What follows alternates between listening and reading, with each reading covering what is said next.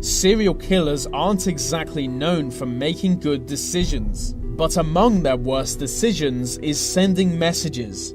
Messages from serial killers are usually either to confess their crimes or to taunt police.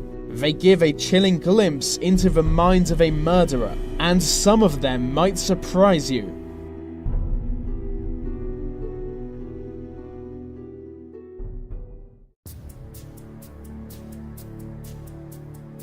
While investigating Jack the Ripper, local police received hundreds of letters, many of which from people claiming to be the murderer. Most letters were obviously fake, but some are thought to be genuine.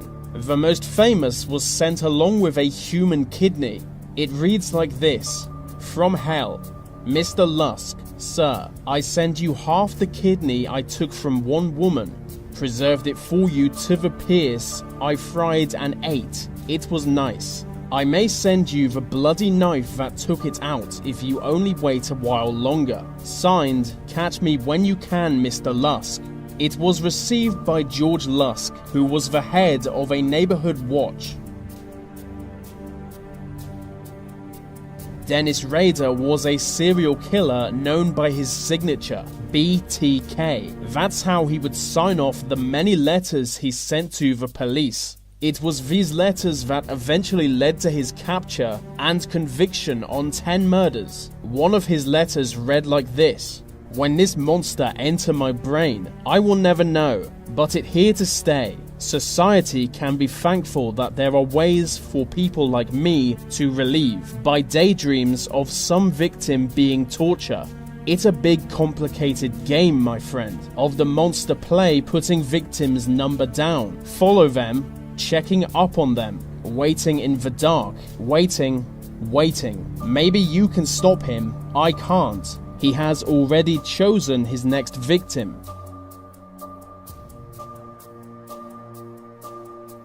Known as the Unabomber, Ted Kaczynski killed several people with homemade bombs. He sent copies of his manifesto to newspapers and demanded they publish it. If the manifesto wasn't published, he would send bombs to more people. The manifesto was 35,000 words long, but here is a small segment. "We think that the decisive role played by feelings of inferiority, low self-esteem, powerlessness, identification with victims by people who are not themselves victims, is a peculiarity of modern leftism. Identification with victims by people not themselves victims can be seen to some extent in 19th century leftism."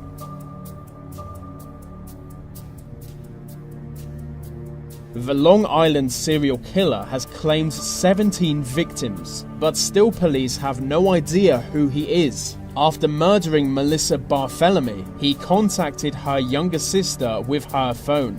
He asked if he was speaking to Melissa's sister, and then he called her a whore. In the coming weeks, he would call several more times to engage in similar conversations, but he would never stay on the phone long enough for police to determine his location. As an unidentified serial killer, he could be anywhere.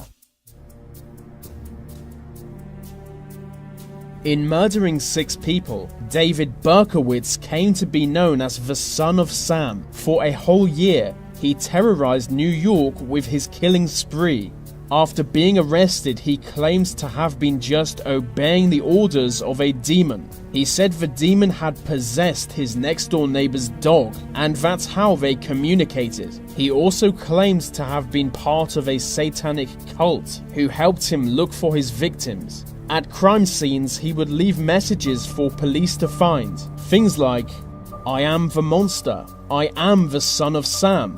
He is known to have enjoyed the media attention his messages received.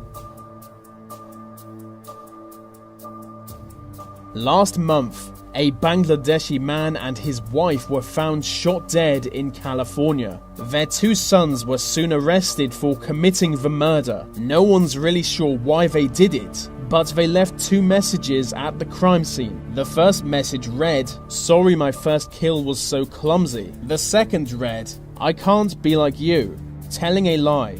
It's a strange case.